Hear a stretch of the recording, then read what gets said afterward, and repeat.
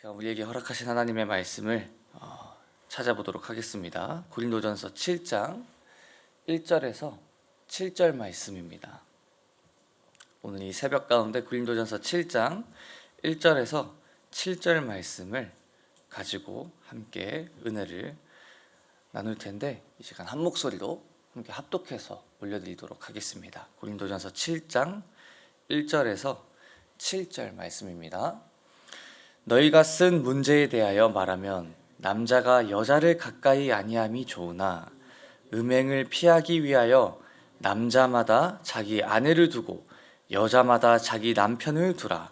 남편은 그 아내에 대한 의무를 다하고 아내도 그 남편에게 그렇게 할지라. 아내는 자기 몸을 주장하지 못하고 오직 그 남편이 하며 남편도 그와 같이 자기 몸을 주장하지 못하고 오직 그 아내가 하나니 서로 분방하지 말라. 다만 기도할 틈을 얻기 위하여 합의상 얼마 동안은 하되 다시 합하라. 이는 너희가 절제 못함으로 사단이 너희를 시험하지 못하게 하려 함이라. 그러나 내가 이 말을 함은 허락이요 명령은 아니니라. 나는 모든 사람이 나와 같기를 원하노라.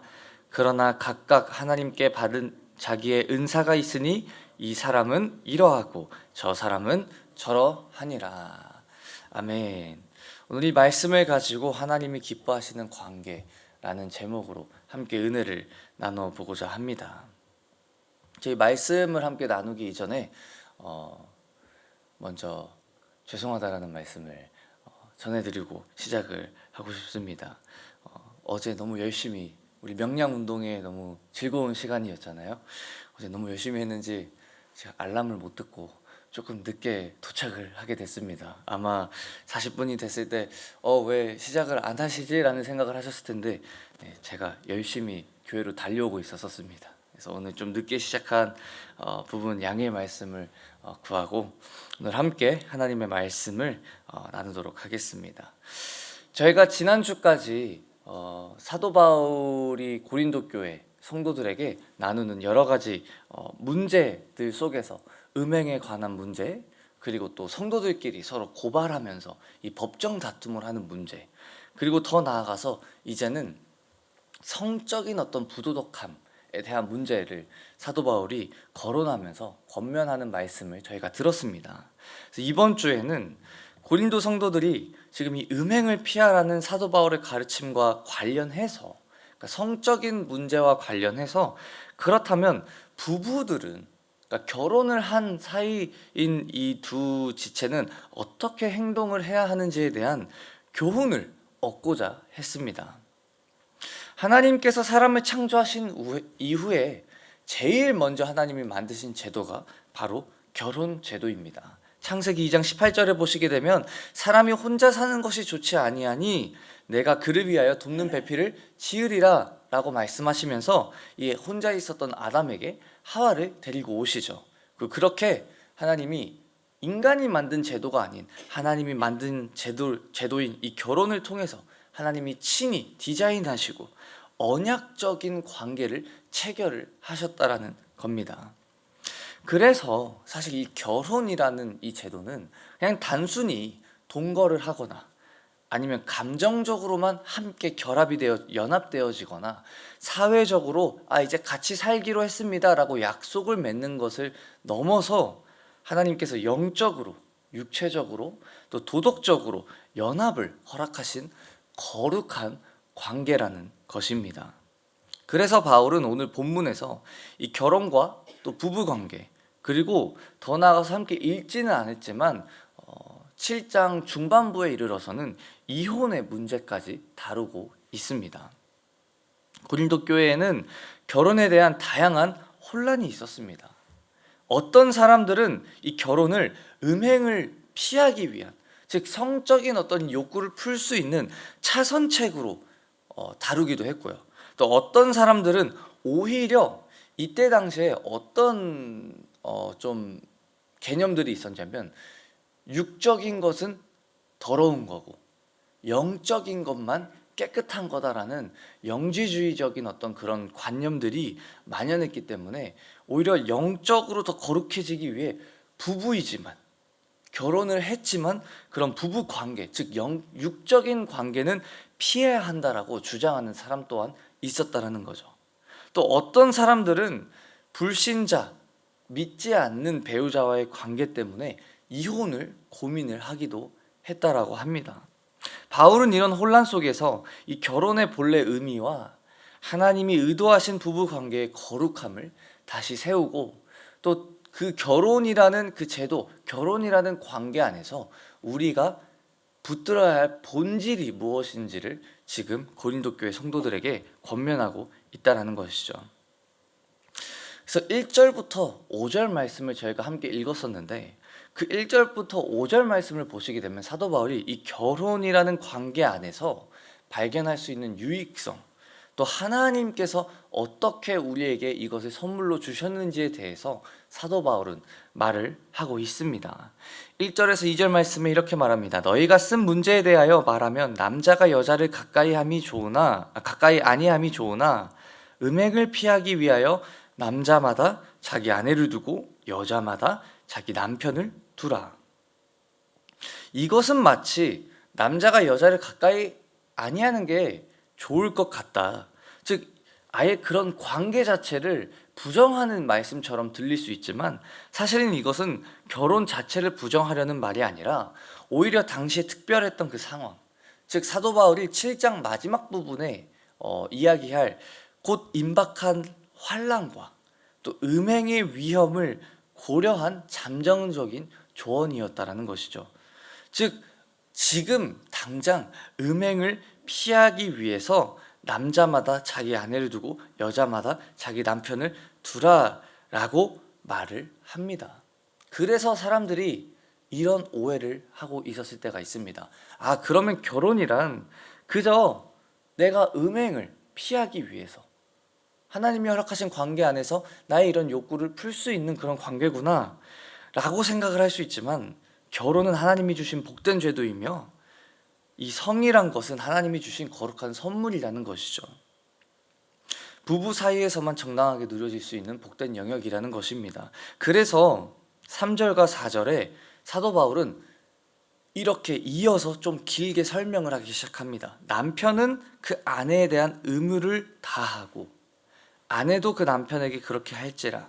아내는 자기 몸을 주장하지 못하고 오직 그 남편이 하며, 남편도 그와 같이 자기 몸을 주장하지 못하고 오직 그 아내가 하나니.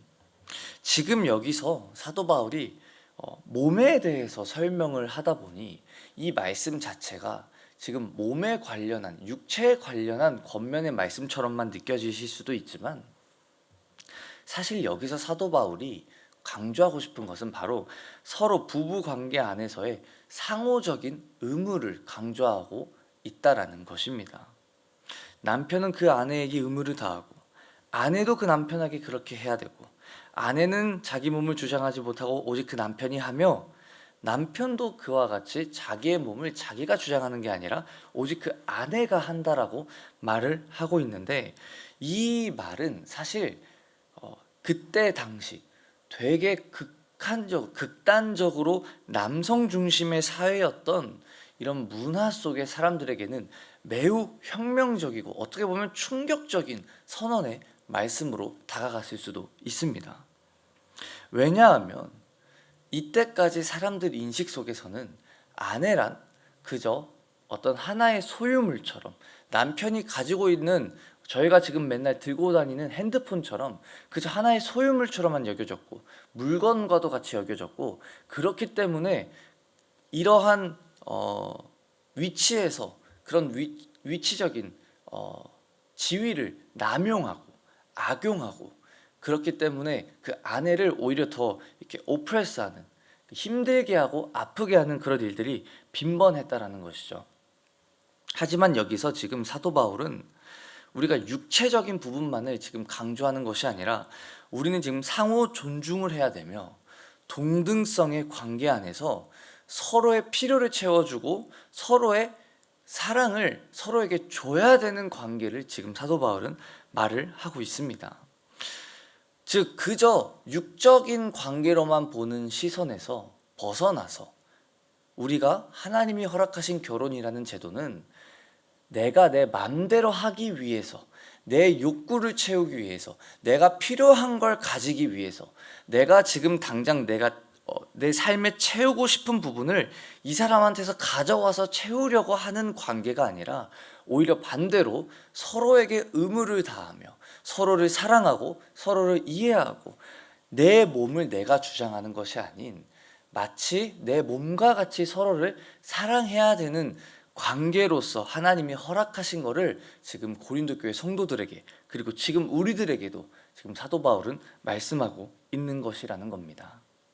오늘날 세상은 이 성을 함부로 소비하며 이 쾌락의 도구로 전락시켜 버렸습니다.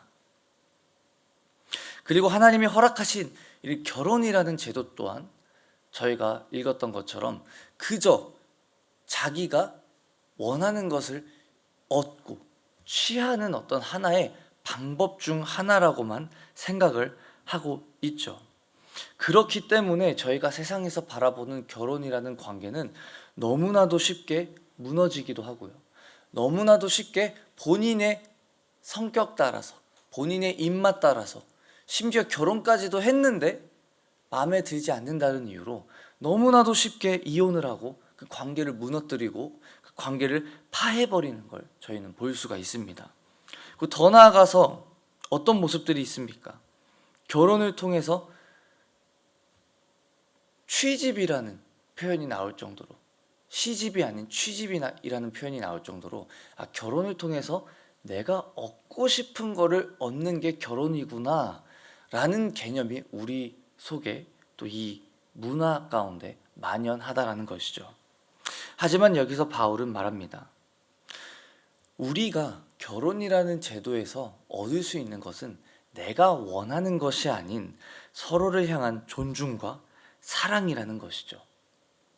하나님이 짝지어 주신 배우자에게 충실하며 그렇게 사랑의 모습을 배워나갈 때 비로소 하나님이 우리에게 명하신, 하나님을 사랑하고 이웃을 사랑하는, 즉 내가 거룩하니 너희도 거룩하라 라고 말씀하신 그 거룩함의 모습을 닮아갈 수 있게 된다는 것입니다. 이웃을 사랑하는 것보다 지금 내가 함께하고 있는 배우자를 사랑하는 게 더 어렵지 않으십니까? 그래서 마태복음에 그런 말씀을 합니다. 등불을 켜서 발 아래 두지 아니하고 집안 그 등 안에 둔다고 말씀합니다. 즉 우리가 바라야 되는 그 빛은 지금 내 가장 가까이에 있는 내 배우자, 우리의 가족들 안에서부터 먼저 비춰져야 된다는 것이죠. 제가 완벽한 남편의 모습을 하고 살고 있어서 이런 권면의 말씀을 드리는 게 아니라 저도 부족하고 저도 이 말씀을 준비하면서 얼마나 마음에 찔림이 많았는지 모릅니다. 참 적절한 시기에 하나님께서 이런 말씀을 허락하시나 보다라는 생각이 들 정도로 저도 부족한 모습이 많고 부끄러운 모습이 많기 때문에 이런 말씀을 함께 하나님께서 은혜를 주시는 것 같습니다. 그러면서 사도 바울이 6절에서 9절 말씀에는 독신에 대해서 이야기를 하기 시작합니다. 바울이 결혼이 하나님이 허락하신 제도임을 인정하면서도 자신처럼 혼자 사는 것도 좋은 일이라고 이제 말을 하기 시작합니다. 하지만 7절에 그런 말씀을 할 때 한 가지 분명히 전제를 두고 말합니다. 각 사람에게 하나님께로부터 받은 자기의 은사가 있으니, 즉 결혼도 독신도 하나님의 부르심 안에서 주어진 은사라는 것이죠. 결혼은 인간의 연약함을 고려한 하나님의 배려라고 볼 수 있습니다. 전 바울은 만일 절제할 수 없거든 결혼하라, 정욕이 불같이 타는 것보다 결혼하는 것이 낫다라고 9절에 또 이렇게 말씀을 하고 있습니다. 즉 인간의 본성과 연약함을 알고 있는 말씀이라는 것이죠. 성적인 욕구 자체가 죄가 아니지만 그것이 하나님이 정하신 경계를 벗어날 때는 죄가 된다라는 것이죠. 그래서 저는 청년들이 가끔씩 저에게 와서 목사님 어느 정도 연애를 하고 결혼을 하는 게 바람직할까요? 라고 물어보는 청년들이 있습니다. 그럴 때 저는 너무 짧게도 너무 길게도 하지는 않는 게 좀 좋을 것 같다 라고 말을 하면서 한 1년 정도, 한 4계절 정도를 사람을 겪으면 그 사람에 대해서 더욱더 알아가기에 충분하고 그러지 않을까라고 저는 이렇게 조언을 하기도 합니다. 근데 꼭 제가 빠지지 않게 조언하는 것은, 만약에 정말 오랫동안 그냥 감정이 일어나서 그냥 좋아 보여서 사귄 이런 가벼운 그런 마음이 아니라 정말로 진지한 마음으로 기도를 하고 정말 하나님 안에서 진지한 만남을 가지기 시작했다면, 저는 이렇게 너무 오랫동안 연애를 하다가 결혼을 하는 것은 좀 바람직하지 못하다라고 얘기를 하는데, 그 이유는 사실 이 불같은 이 청년의 때에 얼마만큼 그 청년들이 그 안에서 특히 또 서로 사랑하는 사이가 됐고 서로 사랑하는 존재가 생겼는데, 그러한 욕구들을 참기가 얼마나 힘든지를 또 알고 있기 때문에 한 1년 정도 연애를 하고 났으면 결혼을 하는 것이 어떨지 이렇게 제가 추천을 하고 조언을 하곤 합니다.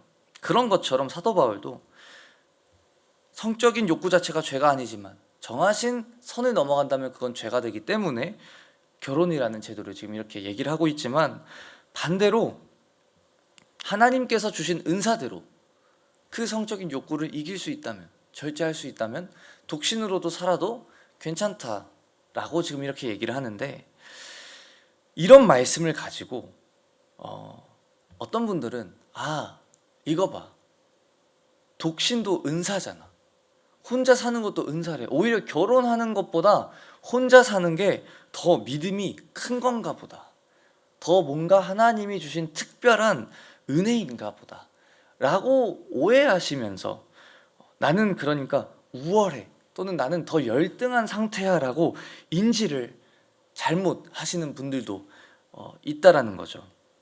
하지만 지금 여기서 바울은 독신이 결혼보다 낫다라는 차원의 이야기를 하고 싶은 것이 아닙니다.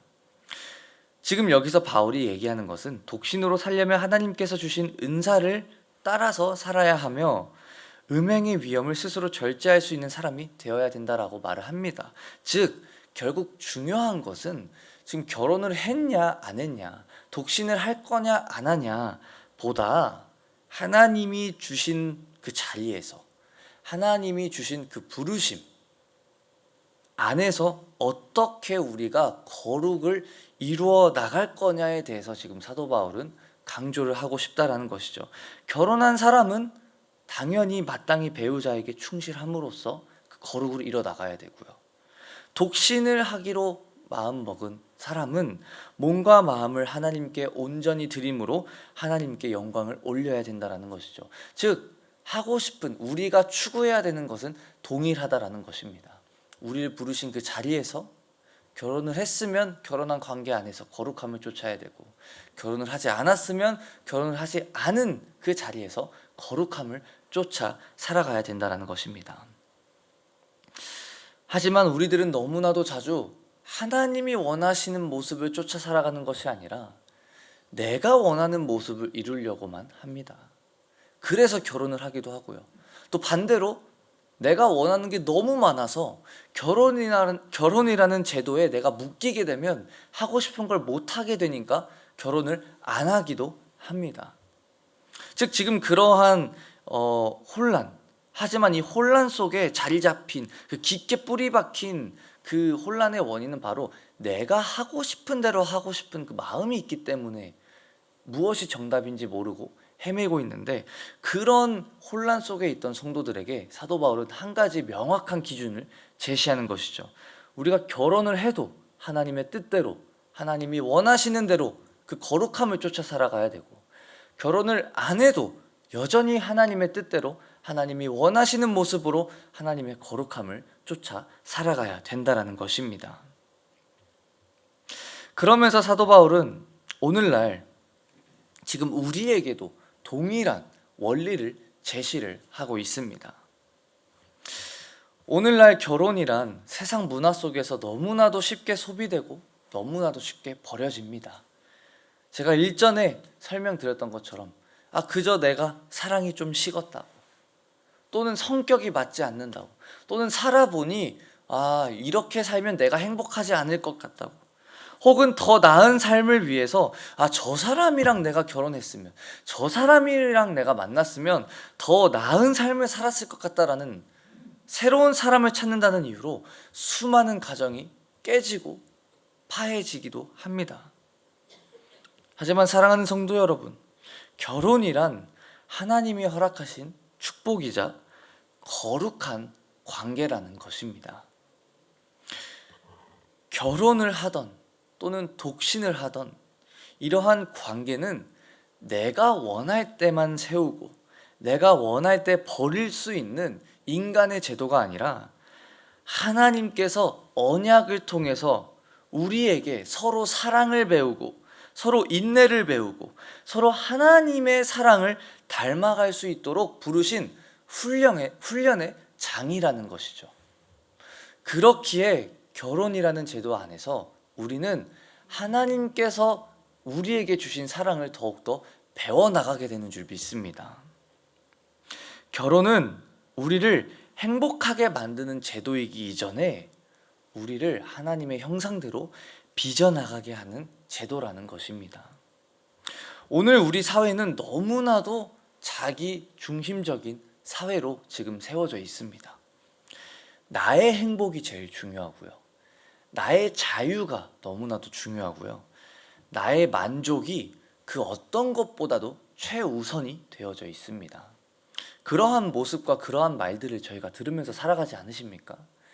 교회에서 벗어나서 일상 가운데 일터에서 심지어 가정 안에서 아니 더 나아가서 교회 안에서도 내가 원하는 것이 이루어져야 되고 내가 보기에 이게 맞으니까 이렇게 일들이 진행되어져야 되고 나의 만족을 위해서 살아가는 것이 너무나도 당연하게 되어 있다는 것이죠. 그러나 복음은 우리에게 이렇게 말씀하고 있습니다. 결혼은 내가 원하는 것을 얻기 위한 계약이 아닌 하나님이 원하시는 것을 이루기 위한 언약인 줄 믿습니다. 하나님이 허락하신 배우자와 함께하는 결혼은 하나님의 은혜의 통로요 복음의 장이 된다라는 것입니다. 부부는 서로의 부족함을 통해 용서를 배우고 서로의 연약함 속에서 사랑을 배우며 서로의 차이를 통해 하나님의 인내를 배우게 되는 줄 믿습니다. 그래서 결혼은 하나님께서 인간을 축복하시되 함께 거룩해지라고 주신 선물이 된다라는 것입니다. 사랑하는 성도 여러분, 하나님이 우리에게 허락하신 것들을 수많은 것들이 있겠죠. 하지만 그 안에 오늘 지금 함께 나눴던 이 결혼이라는 그 수많은 축복 중에 결혼이라는 것을 하나님이 우리에게 허락하여 주셨는데 그 축복을 우리의 마음대로 남용하는 어리석은 자가 되지 않으시기를 주님의 이름으로 축원드립니다. 이 결혼이라는 제도, 영원한 언약 안에서 하나님이 우리에게 하나님의 선하심과 하나님의 거룩함을 맛볼 수 있도록 허락하신 이 축복을 저희가 가볍게 여기지 않으시기를 주님의 이름으로 축원드립니다.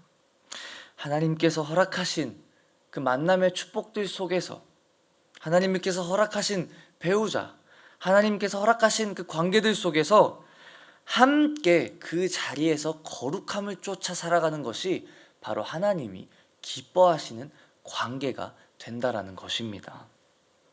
남편이 아내를 또 아내가 남편을 서로가 존중하고 사랑하고 섬길 때 그 가정은 이 세상 속에서 이 왜곡되어지고 비틀려진 개념을 가지고 있는 이 세상 속에서 하나님의 나라를 보여주는 거룩한 성전이 되는 줄 믿습니다. 그 자리가 바로 우리의 예배의 자리가 되는 줄 믿습니다. 오늘 이 말씀 앞에서 우리는 다시 이 결혼의 거룩함을 회복하고 내 맘대로 하겠노라, 내 맘대로 하고자 하는 나의 욕망을 내려놓고 세상이 깨트려버린 가정의 질서를 다시 한번 우리가 세우면서 그렇게 우리의 가정이 하나님께서 기뻐하시는 복음의 통로로 세워져 나가시기를 주님의 이름으로 축원드립니다. 함께 기도하겠습니다.